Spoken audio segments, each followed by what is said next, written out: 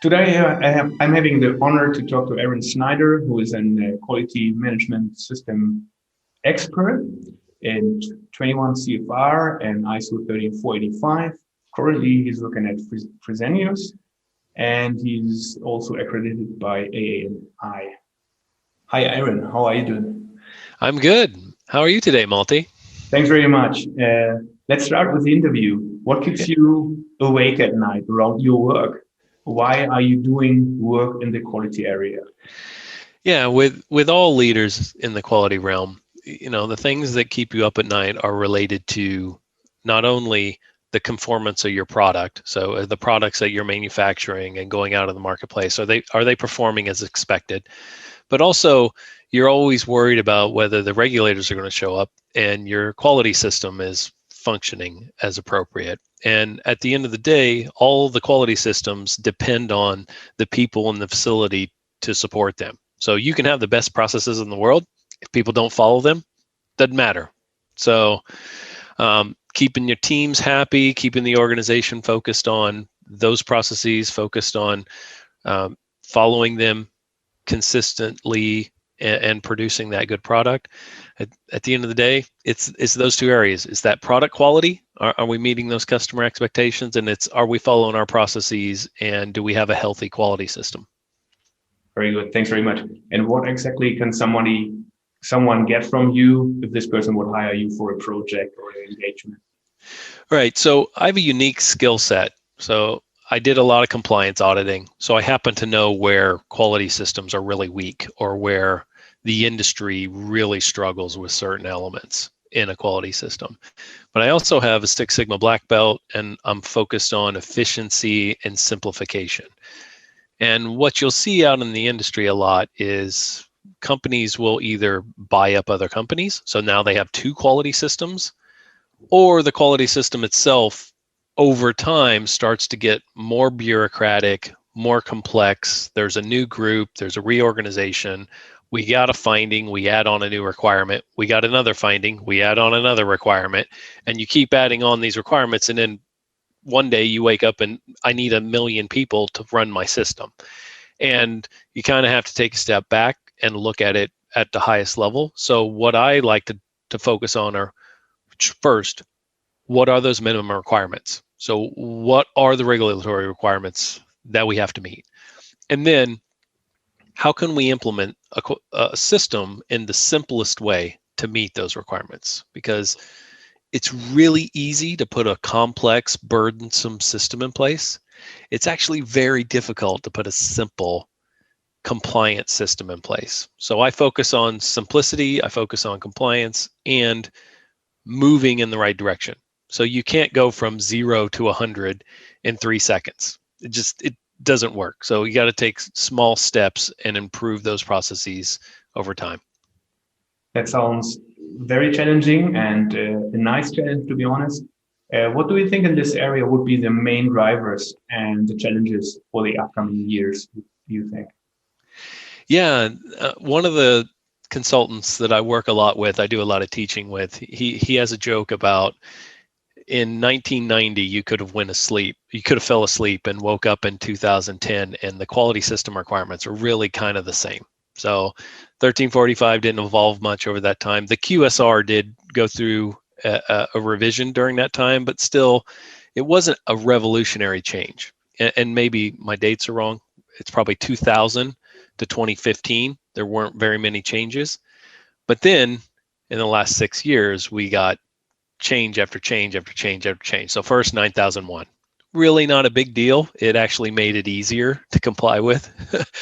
But 1345 was a pretty big upgrade, the 1345 2016, because it aligned it with the QSR. And then we get the EU MDR and the IVDR, which has all that focus on the clinical evaluation, tech files, and then post-market surveillance. So kind of the 3 big cornerstones of the new regulations in Europe. And there just seems to be more and more and more regulations around the world, whether it's China, whether it's Brazil, coming into the fold. and the complexity of working in that global organization and understanding all of those different regions is just going through the roof. And a lot of our companies today, the quality systems are stressed by all that complexity. I see. All right. Can you maybe tell me something about your most challenging period in your quality life and what did you do to overcome this obstacle? Yeah, so I was actually hired by Waters Corporation to help get their corporate site ready for an FDA inspection. So they had recently started selling medical devices, and they knew that their quality system needed to be upgraded. And the most challenging part of doing that was coming into an established organization that had been highly successful in producing analytical test equipment for basically pharma and research, and try to get them to think like a medical device company and follow CGMPs to get in line with the QSR. And that shift from 9001 over to medical device quality system was a very difficult shift. Not only shift in mindset, but a shift in the resource requirements, a shift in the internal systems and how they have to operate, and then the behaviors of the people. So taking that organization from kind of 9001, we've got a quality system, there's not a lot of focus, over to we passed a QSIT inspection and we've hired 30 people, and the organization is fully developing itself now, and we have standalone parts of the quality group that didn't exist 2 years ago.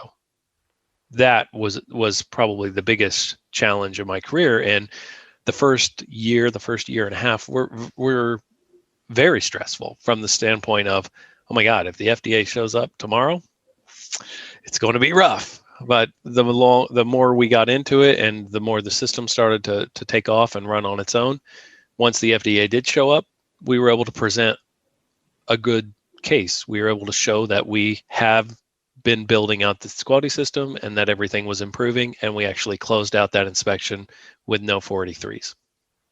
Pretty impressive. Thanks very much for the insights. And then my next question is most probably a bit naive, but do you think in problems or in solutions? You're thinking about that. Right. So if you're in a manufacturing facility, you have quote unquote problems every day. There are fires all over the place. And when I look at them, right, of course it's firefighting. You've got to address this issue. We got to get this product, this batch moving, this lot moving, whatever it is. We got to solve this issue and get the product, either scrap it, throw it away, or get it to a point where we could release it. And in each one of those fires or problems, there is an opportunity. So we have an opportunity to evaluate our system. We have an opportunity to learn a little bit more about our process, learn a little bit more about our product.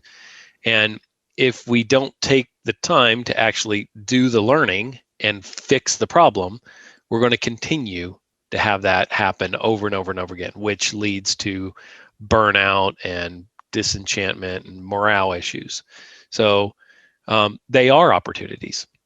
They just happen to be problems as well. So it's kind of both. So, but you got to, as a leader, you have to focus on the opportunity that they present. So. All right, very good. Thanks very much. You have said something already to the biggest challenges that companies might face with the EU MDR. Still, I think there's a couple of days to go, but still, what will be, from your position, the biggest challenges that companies face these days? Right. The number one, it is the EU MDR. And then I would say right behind that, it's just talent management and developing your people. So medical device industry at least once you get into the medical device space as a quality professional, it is quite small. Even if you change continents, you still work with the same people for the most part within different companies. So the supplier quality guys are always working with mainly the same suppliers in Asia. So you'll come across colleagues that you used to work with. So it's that talent management, it's the people development, because at the end of the day, there is no degree for quality assurance. Yeah. Right. So who are we recruiting? Well, we're recruiting biomedical engineers. We're recruiting statisticians. We're recruiting mechanical, electrical engineers, right? I have a business management degree and I have a math degree, right? I don't fit the mold for someone in quality, but I have that problem solving background. And if you want to be in quality, specifically in the medical device space, the regulations and the requirements give us the flexibility Yeah. to define our system to meet our device, the risk of the device. And at that point, it becomes very important that we solve any challenges or solve those problems in a creative and simple way. So we do have to drive a little bit harder in the device space because there is more flexibility built into our requirements. And that flexibility itself presents risk. So we have to manage that as well. But I would say it's talent management outside of the changing regulations because they're changing so fast now. I see. Is the same also counting for the implementation of quality management systems that you say that talent management or talent recruiting is the key to get this done? So when it comes to implementing a quality management system, the talent management is important, but it's not the most important. The most important is the leadership, and leadership, basically top management in the ISO language. They have to commit to quality and they have to support the quality system, because if they don't, you can get by as a quality professional, but it's going to be really stressful and your quality system's not really going to function. People won't take it seriously. So I've worked in organizations where management review was really a waste of time. It was just a paperwork exercise. I mean, yeah, everyone showed up, but they weren't really participating.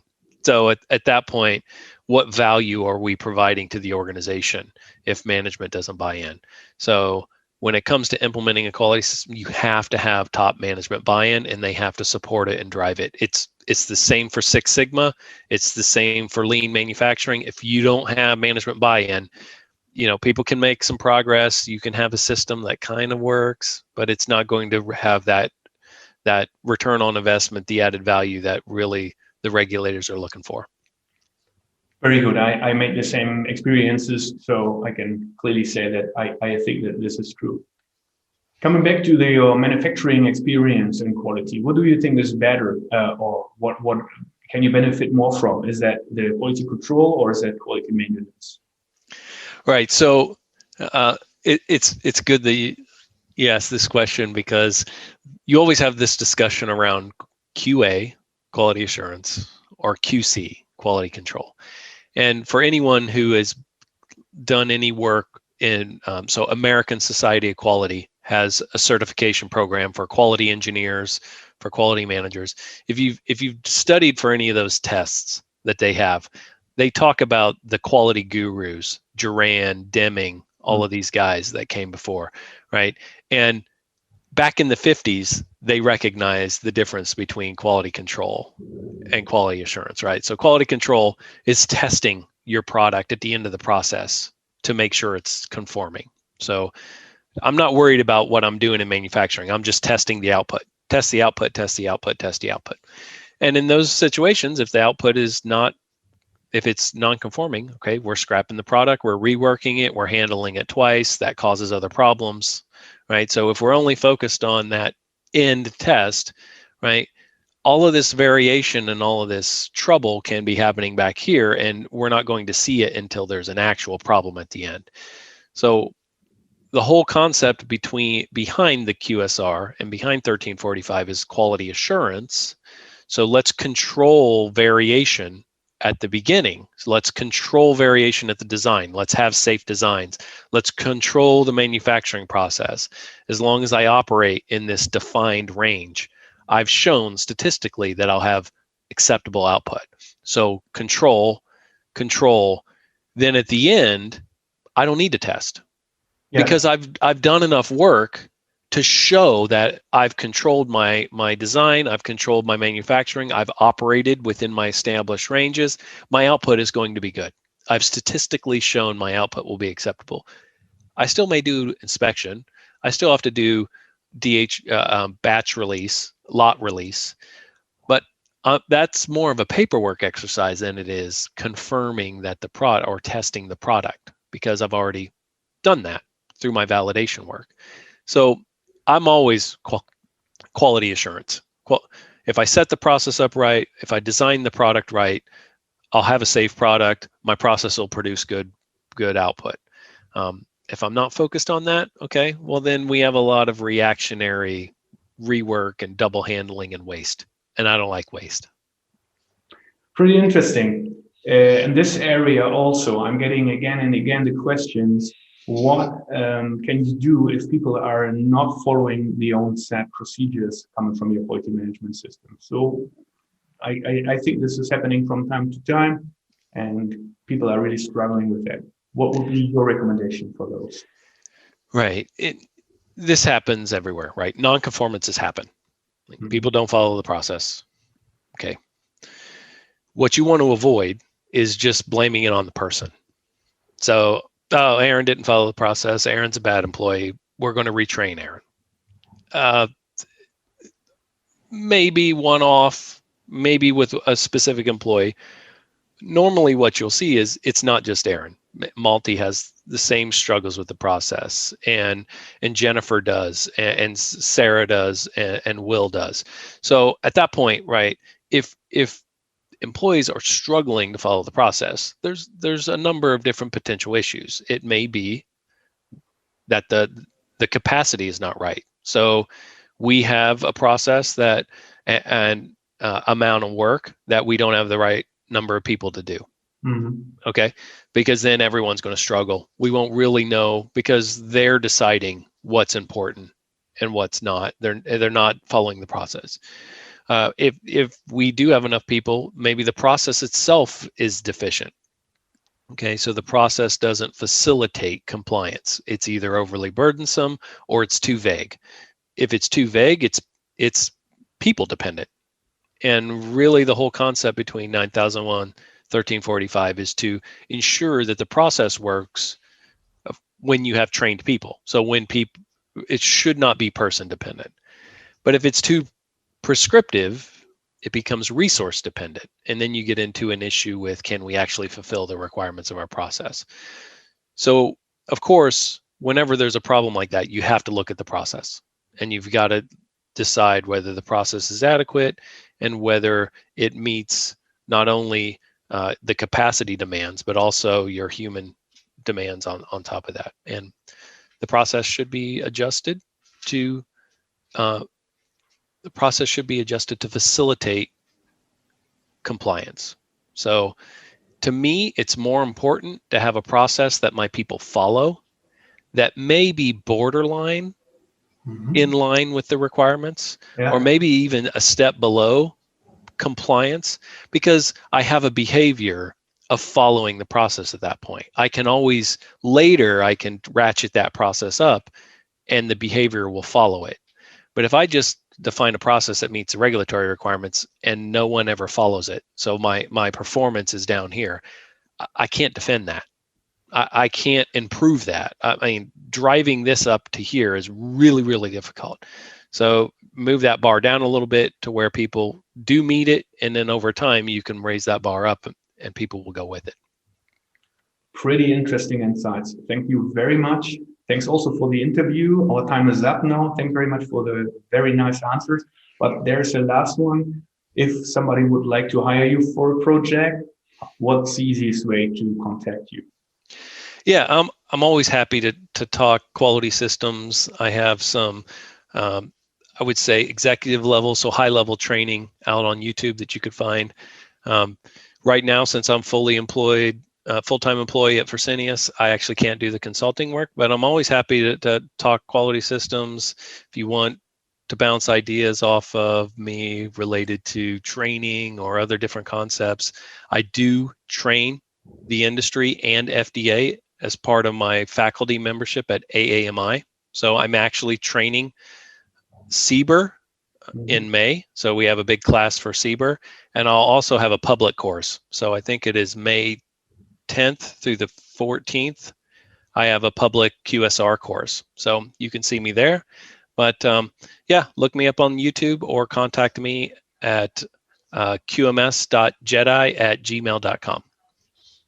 Thank you very much, Aaron. Have a great day. Thank you, Malti. It was good talking with you.